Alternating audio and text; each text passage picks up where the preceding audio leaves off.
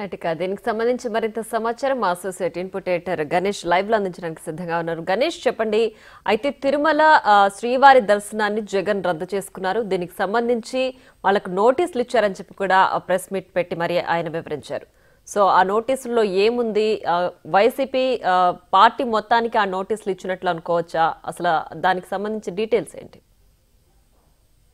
ముఖ్యమంత్రి జగన్మోహన్ రెడ్డి 32 నిమిషాల పాటు మీడియా సమావేశంలో మాట్లాడిన విషయాల్లోన మనం రెండు ప్రధాన అంశాలుగా తీసుకోవాలి. ఒకటి, ఏదైతే మనకి ఒక నోటీస్ ఉందో, అంటే తనకి ఈ విధంగా నోటీస్ ఇచ్చారు కాబట్టి ఒక అంశాన్ని అయితే, రెండోది తిరుమల తిరుపతికి తాను రాకుండా చేస్తున్నారు అనేది ఒకటైతే, రెండో అంశంగా ఏదైతే నేయి విషయం ఉందో దానిపైన అనేక వివరణలు ఇచ్చారు.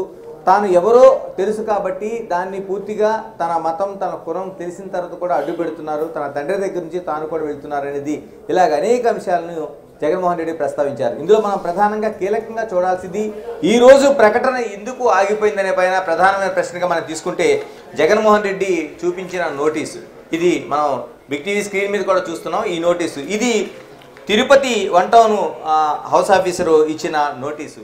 ఇందులో స్పష్టంగా ఉన్నది ఏంటంటే, ఈ నోటీస్ ప్రకారం తాను వెళ్ళడానికి వీలు లేదు కాబట్టి, తాను వెళ్ళడానికి అనేక అడ్డంకులు ఉన్నాయి కాబట్టి అనేది జగన్మోహన్ రెడ్డి ప్రధానంగా ప్రస్తావించారు. దీన్ని మనం తీసుకుంటే, ఈ నోటీసులో ఉన్న అంశాన్ని మనం కీలకంగా తీసుకుంటే, ఇది కేవలం జగన్మోహన్ రెడ్డికి ఇచ్చిన నోటీసుగా ఎక్కడా కూడా పోలీసులు పేర్కొన్న దాఖలాలు, అంటే తిరుపతి పోలీసులు వన్ టౌన్ పోలీసులు ఇచ్చిన దాఖలాల్లో ఎక్కడా మనకు కనిపించడం లేదు. ఎందుకంటే ఇది కీలకమైన అంశం. ఇందులో ప్రధానంగా ఆ వన్ టౌన్ హౌస్ ఆఫీసర్ ఇచ్చిన ఆ ఇష్యూ ఏదైతే ఉందో, అందులో ఆయన ఇష్యూ దాంట్లో ఏం చెప్పారంటే, ప్రధానంగా 27, 28 2 రోజుల పాటు ఏదైతే మాజీ ముఖ్యమంత్రి జగన్మోహన్ రెడ్డి తిరుమల తిరుపతికి వస్తున్నారు అనే పర్యటన ఉంది అనేది అధికారపూర్వకంగా నిర్ధారణ అయింది కాబట్టి, ఈ సందర్భంగా అనేక మంది వైసీపీ శ్రేణులు ఆ తిరుమల కావచ్చు తిరుపతి కావచ్చు పెద్ద ఎత్తునే రావాలనేది, 10,000 మందికి పైగా అక్కడికి రావాలనేది సోషల్ మీడియాలో ప్రచారం అవుతుంది అనేది ఒక అంశం అయితే, రెండోది ఏదైతే లడ్డూ ద్వారా జరుగుతున్న ఏదైతే ఒక ఆందోళనలు ఉన్నాయో, ఈ నేపథ్యంలో తిరుమల తిరుపతికి చాలా రాజకీయ పార్టీలు కావచ్చు, హిందూ ధార్మిక సంఘాలు కావచ్చు, ప్రజా సంఘాలు కావచ్చు, ఇవన్నీ కూడా తిరుమల తిరుపతికి వస్తామని, ఈ పర్యటన అడ్డుకుంటామని సోషల్ మీడియా ద్వారా ప్రచారం జరుగుతుంది. అంటే ఇక్కడ రెండు అంశాలు, ఒకటి వైసీపీ పార్టీ జగన్మోహన్ రెడ్డి వస్తున్నాడు కాబట్టి ఆ కార్యకర్తలు నాయకులు వస్తున్నారనేది ఒకటే సోషల్ మీడియాలో ప్రచారం. దీన్ని స్పెసిఫిక్గా ఒక సంఖ్య అంటే 10,000 మంది వస్తున్నారనేది. రెండో అంశం, జగన్మోహన్ రెడ్డి ఈ విధంగా వస్తున్నారు కాబట్టి ఆయన అడ్డుకోవడానికి హిందూ ధార్మిక సంఘాలు, ప్రజా సంఘాలు, వివిధ రాజకీయ పక్షాలు వస్తున్నామని ఇదంతా సోషల్ మీడియాలో ఒక ప్రచారంగా జరుగుతుంది. కాబట్టి ముందస్తుగా ఏదైతే తిరుపతి జిల్లాలో ఉద్రిక్త పరిస్థితులు, శాంతి భద్రతలు కాపాడడం కోసం సెక్షన్ 30 అమల్లో ఉంది. దీన్ని ఆ జిల్లా ఎస్పీ ఇప్పటికే సెక్షన్ 30 ఆదేశాలు జారీ చేశారు. కాబట్టి ఇలాంటి పరిస్థితుల మధ్య ఎవరిని కూడా నిబంధనలు అతిక్రమిస్తే వీరిపైన చట్టపరంగా చర్యలు తీసుకుంటాం. ఎందుకంటే తిరుపతి జిల్లాలో శాంతి భద్రతల పరిరక్షణకై పోలీసులు సహకరించాలనేది కీలకంగా మనకి ఇచ్చిన ఈ నోటీసులో ఇక్కడ ప్రధానమైన సారాంశం. అంటే ఎక్కడా కూడా జగన్మోహన్ రెడ్డి పర్యటన చేయకూడదనేది కానీ, ఎవరైనా రాకూడదనేది కానీ, అంటే సెక్షన్ 35 మనకు క్లియర్గా మనం చూసుకుంటే, గుమిగూడకుండా ఎక్కడైనా శాంతి భద్రతలకి విఘాతం కలగకుండా ఉండాలి. మరోవైపు తిరుపతి దగ్గర గుమిగూడడం కానీ ఇటువంటి జరగకూడదు. తిరుమలలోని ఎలాగా ఆందోళన కావచ్చు, ఎటువంటి ఆందోళన నిర్వహించకూడదు అనేది ఒక నిర్దిష్టమైన చట్టాలు ఉన్నాయి. అక్కడ తిరుపతి దేవస్థానం ఏదైతే ఒక ఆధ్యాత్మిక క్షేత్రం కాబట్టి అక్కడ జరగకూడదు అనేది అందరికీ తెలిసిన విషయం. ఇలాంటి పరిస్థితుల మధ్య అటు మిగతా రాజకీయ పక్షాలు, ప్రజా సంఘాలు, ధార్మిక సంఘాలు, హిందూ సంఘాలతో పాటు ఇటు వైసీపీకి చెందిన వారు కూడా ఎవరూ రాకూడదు అనేది, వచ్చినా ఇలాంటి ఎటువంటి శాంతి భద్రతలకు విఘాతం కలగకూడదనేది ఈ నోటీస్ యొక్క సారాంశం. ఇందులో ముఖ్యమంత్రికి స్వయంగా ఇచ్చిన ఎక్కడా లేదు. ఇందులో కేవలం కొందరు వైసీపీ కీలకంగా యాక్టివ్ రోల్ వహిస్తున్న వారు, రెండోది సోషల్ మీడియాలో ప్రచారం చేస్తున్న వాళ్ళకి మాత్రమే ఇక్కడ ఈ నోటీస్ అనేది జారీ అయింది. దీన్ని మనం ప్రధానంగా ప్రస్తావించాల్సిన అంశం. ఎందుకంటే ఇక్కడ దీన్ని జగన్మోహన్ రెడ్డి తన 32 నిమిషాల విలేకరుల సమావేశంలో ప్రెస్ మీట్లోన ఆయన, అంటే ఓన్లీ తెలుగులో చేసిన ప్రసంగంలోన ఇదే ప్రధానంగా ప్రస్తావించారు. ఇలాంటి నోటీస్ ఉంది కాబట్టి, ఇలాంటి పరిస్థితుల్లో తను రాకూడదని అడ్డుపడుతున్నారు కాబట్టి, తన వల్ల శాంతి భద్రతల విఘాతం కలుగుతుందని చెప్తున్నారు కాబట్టి ఇది ఎంతవరకు న్యాయం? ఇది తిరుమల తిరుపతిలో మొట్టమొదటిగా జరుగుతున్నది. తాను ఒక మాజీ ముఖ్యమంత్రిగా ఉన్నా తన్ను కూడా రానివ్వకుండా చేస్తున్నారనేది ఒక కీలకమైన అంశం. ఇది ఎక్కడ దీన్ని ఈ నోటీస్ చూసిన తర్వాత మనకి కీలకంగా తేలిపోతుంది. ఎందుకంటే ఖచ్చితంగా పోలీసు ఇచ్చిన నోటీస్ అనేది జగన్మోహన్ రెడ్డికి ఇవ్వలేదు, మరోవైపు జగన్మోహన్ రెడ్డిని రావద్దు అని చెప్పలేదు. ఎస్. ఆ నోటీస్లో ఎక్కడా కూడా జగన్మోహన్ రెడ్డి పేరు ప్రస్తావించలేదు, ఆయన్ని రావద్దని కూడా చెప్పలేదు. కానీ దాన్ని ఆయన మీడియా ముందు ప్రస్తావించి అదే పనిగా ఇప్పుడు డిక్లరేషన్ అంశాన్ని పైకి తీసుకొచ్చారు. లడ్డు వివాదాన్ని పక్కన పెట్టే యోచనలోనే, అంటే దాన్ని డైవర్ట్ చేయడానికి ఇప్పుడు డిక్లరేషన్ అంశాన్ని పైకి తీసుకొచ్చారని చెప్పి కూడా జగన్ ఆరోపిస్తున్నారు. సో అసలు ఆయన పేరు మెన్షన్ చేయకుండా, లేదంటే ఆయనకి సంబంధించి ఏ విధమైన అక్కడ ఏది ప్రస్తావించకుండానే దాన్ని ఆయన సాకుగా ఎందుకు చూపించాలనుకుంటున్నారు? సుస్పష్టంగా అక్కడికి వెళ్ళిన తర్వాత అంటే మొదటగా మనం అనుకోవాల్సింది డిక్లరేషన్ అనేది చాలా మనం స్పష్టంగా చెప్పాల్సింది. ఆ వ్యక్తి యొక్క పేరు, తన రిలీజియన్, మరోవైపు తను ఏదైతే ఆ విశ్వాసం ఉంచారో ఆ టెంపుల్ పైన, తిరుమల తిరుపతి వెంకటేశ్వరుడి పైన విశ్వాసం ఉంచారనేది, ఈ 3 అంశాలు ప్రధానంగా ఆ డిక్లరేషన్ ఉంటాయి. ఎవరైనా సరే, అటు జగన్మోహన్ రెడ్డి కావచ్చు, లేకపోతే మిగతా అన్య మతస్థులు ఎవరైనా ఆ తిరుమల తిరుపతి దేవస్థానానికి వెళ్లాల్సి వచ్చినప్పుడు ఈ డిక్లరేషన్ అనేది ఖచ్చితంగా ఉంటుంది. ఇదొక్కటే కాదు, మనకి సౌత్లో అనేక దేవాలయాలు మనకు కనిపిస్తున్నాయి. ఇటువంటి దేవాలయాల్లో మనకి గురువారయ్యప్ప కావచ్చు, అనంత పద్మనాభ స్వామి దేవాలయం కావచ్చు, ఇటువంటి దేవాలయాల్లోన ఖచ్చితంగా ఆ నియమ నిబంధనలు, ఎందుకంటే ఆ ధార్మిక సంస్థలు కొన్ని నియమాలు పెట్టుకున్నాయి. మనకి గురువారప్ప కావచ్చు, లేకపోతే అనంత పద్మనాభ స్వామి కావచ్చు, ఇటువంటి దేవాలయాల్లోన ఆ దేవాలయ నియమాల ప్రకారం ఖచ్చితంగా హిందువును మాత్రమే అనుమతిస్తారు. అంటే ఇలాంటి వివాదాలు గతంలో అనేకం జరిగినాయి. మరోవైపు వాళ్ళు ఇచ్చిన ఆచార వ్యవహారాలు, అంటే మనకి అనంత పద్మనాభ స్వామి టెంపుల్లో తీసుకుంటే పైన ఎటువంటి వస్త్రాలు లేకుండా కేవలం ఆ తెల్లని పంచి ఒకటే ధరించి లోపలికి వెళ్ళాల్సిన అవసరం ఉంది. ఇలాంటి నియమాలన్నీ పాటించాల్సిన అవసరం ఉంది కాబట్టి దాన్ని పాటిస్తారు. మనం గురువారప్ప తీసుకుంటే చాలా అతిపెద్ద నేషనల్ గాయకుడిగా ఉన్న కేజీ జేసుదాసు, ఆయన పూర్తి పేరు అంతకుముందు ఉండేది యేసుదాసు. అటువంటి నామకరణం ఉంది కాబట్టి యేసుదాసుగా ఉన్న ఆయన్ని పూర్తిగా ఆ గురువారప్ప ఆలయంలోకి అనుమతించిన వివాదం చాలా సంవత్సరాలు నడిచింది.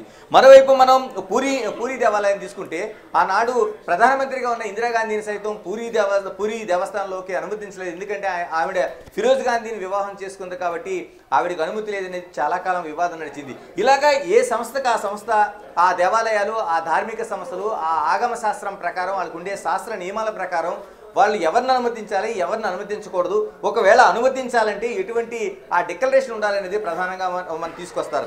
ఇప్పుడు అడుగుతుంది కూడా తిరుమల తిరుపతి దేవస్థానంలో అటువంటి డిక్లరేషన్ మాత్రమే. జగన్మోహన్ రెడ్డి ఆయన పేరులో ఎటువంటి అభ్యంతరం లేదు, ఎందుకంటే ఆయన సాక్షాత్తు విష్ణుమూర్తికి మారుపేరుగా ఉన్న జగన్మోహన్ రెడ్డి అవతారం ఉన్న పేరు కాబట్టి. మరి రెండవది ఆయన రిలీజియన్, మూడవది ఆయన ఆ దేవుడి పైన, ఆ దేవదేవుడి పైన విశ్వాసం వ్యక్తం చేస్తున్నారా లేదనేది. ఇప్పుడు మనం టోటల్గా జగన్మోహన్ రెడ్డి ప్రెస్ కాన్ఫరెన్స్ని ప్రస్తావించుకుంటే అందులో రిలీజియన్కి సంబంధించిన ఆయన ప్రస్తావన కూడా, ఆయన మాటలను వ్యక్తమైంది. తన మతం ఏంటో తెలుసు, తన కులం ఏంటో తెలుసు జనాలకి, తాను 4 గోడల మధ్య బైబిల్ని చదువుతానని సుస్పష్టంగా ఆయన చెప్పగలిగారు. అంటే తాను ఒక క్రిస్టియన్ అని ఆయన స్పష్టంగా చెప్పగలిగారు. మరోవైపు తాను ముఖ్యమంత్రిగా ఉన్న కాలంలో అంతకుముందు కూడా తిరుమల తిరుపతి దేవస్థానాన్ని దర్శించాను, తాను ముఖ్యమంత్రిగా ఉన్న సమయంలోన ఏదైతే అనేక హిందూ ధార్మిక సంస్థల దగ్గరికి వెళ్ళాను, అప్పుడు ఆ దేవాలయాలకి వెళ్ళేటప్పుడు ఆ సంస్థలను ఇచ్చే ఆ సంస్థల్లో ఉండే మత విశ్వాసాలను, హిందూ ఆచారాలను ఖచ్చితంగా గౌరవించేదనేది ఆయన ప్రస్తావించారు. అంటే ఈ రోజున తిరుమల తిరుపతి దేవస్థానంలో అలాంటి ఆగమ శాస్త్రం కావచ్చు, లేకపోతే మిగతా ఆ టెంపుల్కి తిరుమలలో ఉండే పవిత్రకు సంబంధించిన ఒక డిక్లరేషన్ కావచ్చు, దీనిపైన ఎందుకు సంతకం చేయకూడదనే ప్రశ్న ఇప్పుడు ఆయన అనేక గుడుల్ని గౌరవించినప్పుడు తిరుమల తిరుపతి దేవస్థానాన్ని ఎందుకు గౌరవించకూడదనే ప్రశ్న అయితే ప్రధానంగా మనకి తలెత్తుంది. అంటే గణేష్ అయితే ఇప్పుడు పెట్టిన ఈ ప్రెస్ మీట్ లో అయితే క్లియర్ గా, అంటే మతం గురించి ప్రస్తావిస్తూ నా మతం మానవత్వం, కావాలంటే డిక్లరేషన్ లో ఇదే రాసుకోండి అని కూడా ఆయన చాలా ఘాటుగా చెప్పారు. సో ఫైనల్ గా ఆయన డిక్లరేషన్ కి నో చెప్తున్నారు. అలాగే ఇప్పుడు పర్యటన కూడా డిక్లరేషన్ అంశం వల్లనే ఆయన రద్దు చేసుకుంటున్నారు అనుకోవాలా? ఖచ్చితంగా అనుకోవాలి. ఎందుకంటే పోలీసు ఇచ్చిన నోటీసులు అంటే ఒక సాకుగా చూపిస్తున్నారు తప్పించి దాంట్లో ఎటువంటిది కూడా పోలీసులు జగన్మోహన్ రెడ్డికి నోటీసులు ఇవ్వలేదు. కేవలం ఆయన పర్యటన నేపథ్యంలో 2 రోజులు ఎటువంటి శాంతి భద్రతలకు విఘాతం కలగకుండా అటు హిందూ సంస్థలు ఆయన ఇబ్బంది పెట్టకూడదు, మరోవైపు ఏదైతే ఆయనకి అనుకూలంగా వస్తున్న వాళ్ళు 10,000 మంది పోగొతామని ఇప్పటికే సోషల్ మీడియాలో రండి అనేది ఒక పిలుపునిచ్చారు. అటువంటి వాటి వల్ల మిగతా తిరుమలకు వస్తున్న భక్తులకి ఇబ్బంది కలగకూడదనేది ఒక న్యూట్రల్గా అక్కడ ఉండే శాంతి భద్రతలను కాపాడడం కోసం ఇచ్చిన నోటీసు మాత్రమే. అది కూడా కొద్ది మందికి కార్యకర్తలకి వాళ్ళకి ఇచ్చింది. ఇది 2 పక్షాలకి ఇచ్చిన నోటీసు. దీన్ని సాకుగా చూపించి రావటం లేదంటే ఖచ్చితంగా అందరూ ఇలాగే అర్థం చేసుకోవాల్సిన అవసరం ఉంది. ఎందుకంటే ఆయన ఈ యొక్క డిక్లరేషన్ పైన అంటే ఖచ్చితంగా తాను 4 గోడల మధ్య బైబిల్ని చదువుతానని ఏదైతే చెప్పారో అలాంటి దాన్ని ఆయన ఇప్పుడు తన మతం ఏంటో తెలుసు, తన కులం ఏంటో తెలుసు అని ప్రస్తావించారు. కాబట్టి ఖచ్చితంగా గతంలో సీఎంగా ఉన్నప్పుడు తనకి ఇలాంటి అభ్యంతరాలు లేవు కాబట్టి తిరుమల తిరుపతికి వెళ్ళగలిగాను, ఇప్పుడు అలా డిక్లరేషన్ పెట్టాలి కాబట్టి తాను వెళ్ళలేనని ఒక సంకేతాన్ని అయితే స్పష్టంగా ఇవ్వగలిగారు. ఇదేమన్నా ఈ జరిగిన ప్రెస్ కాన్ఫరెన్స్లోనే ఉండే అనేక అంశాలతో పాటు ఆయన అనేక ప్రశ్నల్ని మళ్ళీ అంటే ఆయన ప్రెస్ కాన్ఫరెన్స్లోనే అనేక మందికి అనేక ప్రశ్నలు తలెత్తాయి. అందులో గీ కోసం కావచ్చు, లేదా డిక్లరేషన్ మీద సంతకం పెట్టలేక ఆగిపోయినది కావచ్చు, లేకపోతే ఈ పోలీసు ఇచ్చిన నోటీసు ఆయనకి ఇవ్వకుండా ఎందుకు ఆయన దాన్ని అన్వయించుకుంటున్నారనే అంశాలు కావచ్చు, ఇలాగ అనేక అంశాలపైన ఆయన ఇప్పుడు మరొక క్లారిటీ ఇవ్వాల్సిన అవసరం అయితే ఖచ్చితంగా ఈ విలేకరుల సమావేశం తర్వాత ఆయనకు ఏర్పడింది. రేపొద్దున ఇప్పటివరకు ఒక వివాదం నడిస్తే ఇప్పుడు డిక్లరేషన్ తప్పించుకోవడం కోసం ఆయన ఈ ప్రెస్ కాన్ఫరెన్స్లో ఇచ్చిన అంశాలను ప్రస్తావించారనేది ఒక అందరూ అనుమానపడే అంశంగా మనకు కనిపిస్తోంది.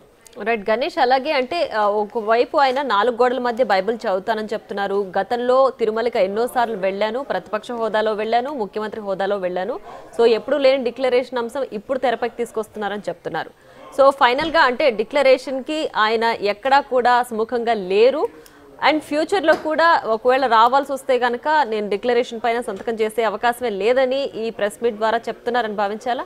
ఖచ్చితంగా మనకి అటువంటి సంకేతాలే మనకి దాదాపుగా ఈ అరగంట ప్రెస్ కాన్ఫరెన్స్లో మనకు కనిపించాయి. అంటే దాదాపు నేయి కోసం ఆయన దీన్ని ఇలా బయట పెట్టడం అనేది కరెక్ట్ కాదు, నా ప్రసాదం కావచ్చు, తిరుమల తిరుపతి దేవస్థానం కావచ్చు, అంటే ప్రసాదానికి సంబంధించిన పవిత్రత మరి టీటీడీకి సంబంధించిన ప్రతిష్టను విశిష్టతను దెబ్బతీసేలాగా చంద్రబాబు నాయుడు ఆ నేయికి సంబంధించిన రిపోర్ట్ను బయట పెట్టారు.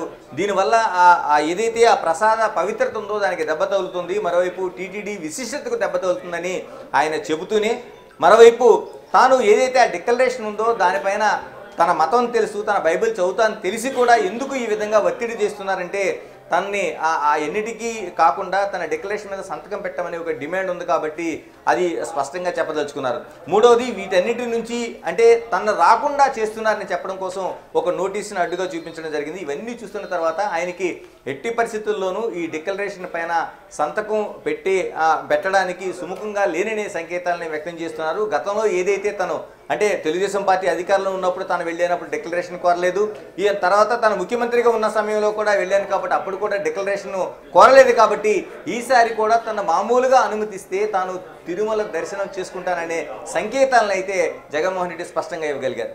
Right Ganesh, thanks.